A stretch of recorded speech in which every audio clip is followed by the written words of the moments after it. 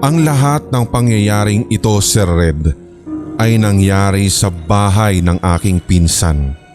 Nung time na iyon ay dun lamang kasi ako nakitira.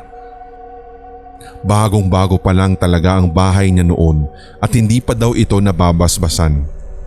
Kaya doon namin na ikokonekta ang samot-saring pagpaparamdam na nararanasan niya halos araw-araw. Isa na nga po dito, Sir Red, ay nang minsang makakita daw siya ng babaeng nakabistida at kulay puti. Yun yung first encounter niya at hindi niya ito nalilimutan hanggang sa ngayon. Ang siste daw po, pababa na siya ng hagdan at nasa dulo daw po ng hagdanan na iyon, napasulyap siya sa pinto na nasa harap nito. Doon daw nag-aabang at parang hinihintay yung pinsan ko nung babaeng nakaputi. Nang kanya nga daw pong kusot-kusutin ang mga mata, nawala daw din bigla yung white lady. Kasabay ng pagkawala nun ay ang nakakagulat na pabagsak na pagsara ng pinto. Isa rin sa kanyang ikinikwento sa amin noon ay nang minsang nagising daw siya ng alas 5 na madaling araw. Naghahanda na po kasi yung pinsan ko noon para sa kanyang pagpasok. Since malayo-layo nga ang distansya ng kanyang pinapasukang paaralan, kaya talagang kailangan niyang gumising ng ganoon kaaga. Pababa na rin daw siya noon ng hagdan nang may bigla po siyang naramdaman sa gawing likod niya. Doon nga'y otomatikong nagsipagtayuan ng kanyang mga balahibo at nanlamig ang kanyang batok. Gustuhin man daw niyang lingunin ang nasa likod niya pero nauunahan na siya ng takot. Napasulyap siya sa metal na hawakan ng hagdan at doon nga siya pinanlakihan ng mga mata. May nakita nga daw po talaga siyang babae doon. Babae na nakasuot din ng puting bestida. Ang sistema pa nga, Sir Red, nakanganga lamang daw ito at kitang-kita niya na wala itong eyeballs. Ramdam na ramdam ng pinsan ko na galit daw ang mukha ng naturang white lady at animoy handang-handa nga siyang dambahan. Ang ginawa na lamang daw niya ay binilisan ng pagtakbo pababa at wala nang lingon-lingon na ginawa. Doon lang din po na-realize ng aking pinsan na ang white lady na kanyang unang nakita sa first encounter at itong pinakahuli ay magkaiba. Kaya doon siya nag-conclude na hindi lang pala isa ang naroroon sa kanilang bahay. Hanggang sa ito nga, Sir Red, ay nadagdagan pa. Ito naman ay karanasan ng kuya naming pinsan na siyang kapatid niya. Kung kanina, ang pinsan ko ay most likely nakaka-encounter ng mga white lady, pero itong si kuya ay black lady ang na-encounter. Pinaglalaruan daw siya nito. Andyang paliparin yung folding bed niya and then one time nagising na lang daw si kuya na nakadikit yung folding bed niya sa kisame. Ayaw daw po sanang maniwala ng pinsan kong ito kasi minsan itong kuya niya ay palabiro. Pero nung sandali na pinakikinggan namin itong kwento ni kuya, nararamdaman kong seryoso siya at mababakas mo talaga sa kanyang muka ang pagkatakot.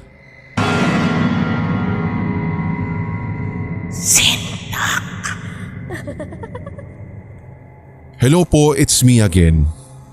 China. Alam naman natin na maraming magagandang eskwelahan sa Laguna. Pero nung time kasi na iyon, ewan ko kung anong pumasok sa isipan ng aking ina kung bakit ako pinag-aral sa Quezon Province.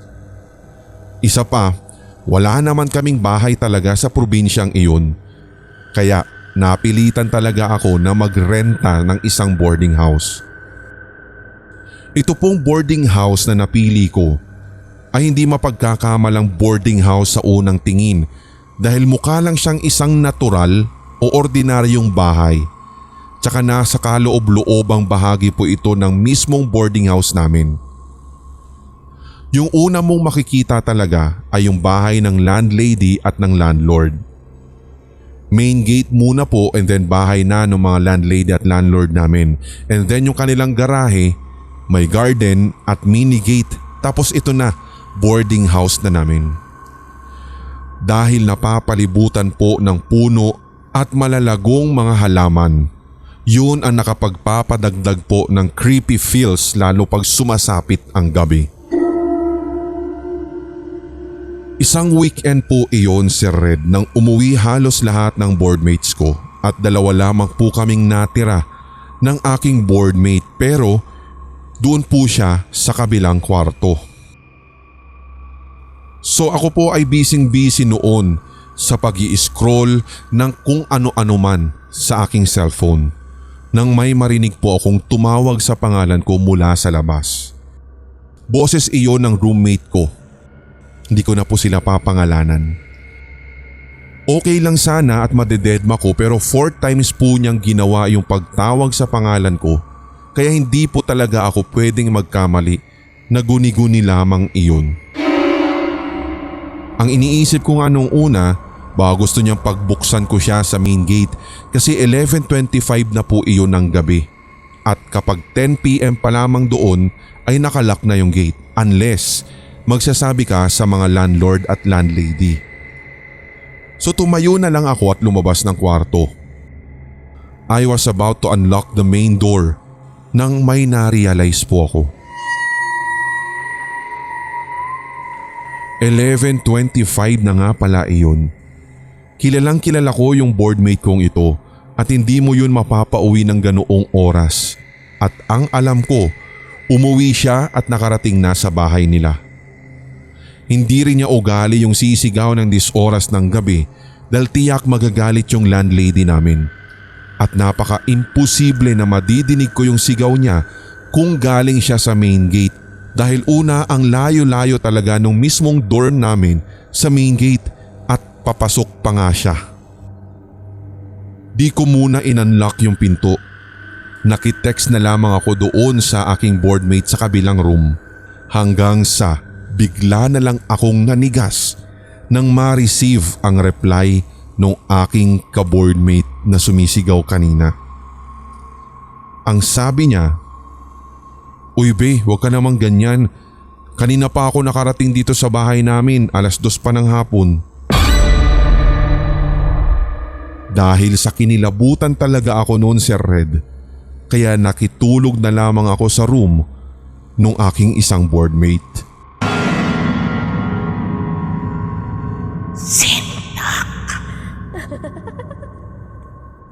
Hello Sir Red at sa buong Sindak team. Ito pong aking ibabahagi, Sir Red, ay point of view ni Lola. Ito po yung palagi niyang ikinikwento sa amin na masasabing classic na horror experience niya na ngayon ay ikikwento ko naman sa inyo. Linggo daw iyon nang mangyari, 7 AM. Umalis daw po yung pinsan ko doon sa bahay nila kasama ang kanyang mama at papa. Ihahatid daw kasi nila sa trabaho ang mama niya noon kaya naiwan si Lola sa bahay nila. Ito kasing si Lola, talagang hindi mo mapapatravel kahit nasa malapit lamang o sa bayan. Ang gusto lang kasi niya ay manatili sa bahay, maglinis at magtinda-tinda. So saglit lamang daw sila noon kaya nakabalik daw agad yung mga pinsan ko at maging si Tito. Masayang pagbati pa nga daw po ng pinsan ko sa kanya. "Hi La, may pasalubong po ako." At nagmano pa. Pero imbis na ngumiti daw po si Lola sa kanya, ay ibinalik lamang nito ang atensyon sa iniinom na kape at hinalo-halo ito. Nagtaka daw po yung pinsan ko na hindi ko na pangangalanan dahil baka magalit siya sa akin kaya tinanong daw po niya si Lola kung ano ang problema. Imbes na sumagot si Lola ay tumayo lamang daw po ito patungo ng sala.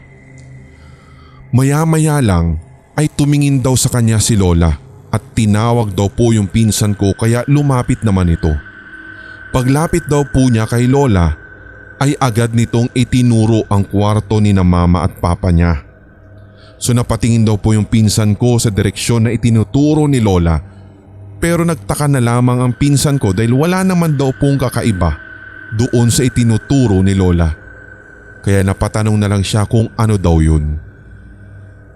Bago pa nga daw po sumagot si Lola, pinaupo daw muna siya nito at nagsimulang magkwento. Sabi ni Lola, naglilinis daw siya sa kwarto ni na tito at tita na papa at mama ng aking pinsan, at pagkatapos daw niyang maglinis ay agad daw niyang isinara ang pintuan para hindi na daw muling pumasok ang alikabok na nawalis. Nang matapos maglinis ng kabahayan si Lola, napagpasyahan daw nitong maligo kaya agad itong nagtungo sa kwarto ni na tito at tita para kumuha ng ilang damit. Andun din daw po kasi nakalagay ang maleta ni Lola. So nung nasa harapan na nga daw po siya ng pinto ng kwarto ni na tito at tita, hindi na daw ito mabuksan. Kahit anong pilit daw ni Lola at ubod lakas na ng kanyang puwersa ay hindi daw mabuksan ang pinto. Doon ay saglit na napatigil daw si Lola at pilit niyang hinahalukay sa kanyang memorya kung saan niya naiwan yung susi para mabuksan ng tuluyan ng pinto. Pero sa kanyang pagkakatanda, never naman daw niyang nilak ang pinto ng kwarto, bagkus ay isinara lamang daw po niya para hindi nga makapasok yung mga winalisang alikabok kanina. Doon ay nagkaroon agad ng masamang kutob si Lola na baka yung hindi daw nakikita na mga elemento o kung ano-ano pa ang nagsara ng kwarto, kaya kinausap daw ito ni Lola. Buksan mo lang yung pinto. Kukuha lang ako ng damit at hindi naman kita gagambalain. Mahinahon pa nga daw po niyang sabi na animoy isang tao din ang kinakausap. Hanggang sa ilang segundo pa matapos niyang kausapin iyon, bumaba daw siya ng saglit para kumuha ng tuwalya at nang kanyang pagbalik sa kwarto ni na tito at tita, bukas na daw ang pintuan. Ganito rin yung nangyari sa isang kaibigan ko. Late na daw po kasi siya sa trabaho noon at may kukunin daw po siya sa sala nila. Kaya ang ginawa daw po niya ay iniwan muna niya yung cellphone sa ibabaw ng kama. Pagbalik daw po niya sa kwarto ay wala na yung cellphone niya. Isang nakakahilakbot talaga na experience ito ng aking kaibigan dahil una, mag-isa lamang siya sa bahay dahil umalis din nga yung mami niya noon. So ang nangyari, inikot daw po niya yung buong bahay at kada sulok talaga'y hinanap niya pero wala talaga. Ang ginawa na lamang daw pong solusyon ng kaibigan ko ay ang tumigil at makipag-usap. Ang sabi niya, "Kaibigan, sige na, baka pwedeng ibalik mo muna yung cellphone ko. Late na ako sa trabaho eh." At naligo na siya pagkatapos. After ilang minuto nga daw po matapos ang kanyang pagligo at nung akto na pupunta na siya sa kwarto at magbibihis, gulat na gulat siya dahil naroroon daw sa ibabaw ng kama niya ang cellphone na hinahanap niya. Doon mismo sa eksaktong lugar kung saan niya natatandaan na ito'y iniwan. Mahina na lamang na pagsabi ng kaibigan ko habang nakangiti, "Salamat kaibigan ha."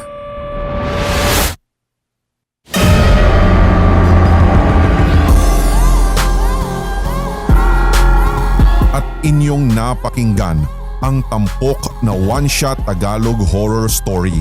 I-like, mag-comment at i-share ang episode na ito sa inyong social media, mga certified kasindak. Huwag pahuhuli sa mga bagong kwentong katatakutan dito sa ating channel, kaya pindutin na ang subscribe button at ang notification bell. Hanggang sa susunod na kwentuhan dito sa Sindak Short Stories.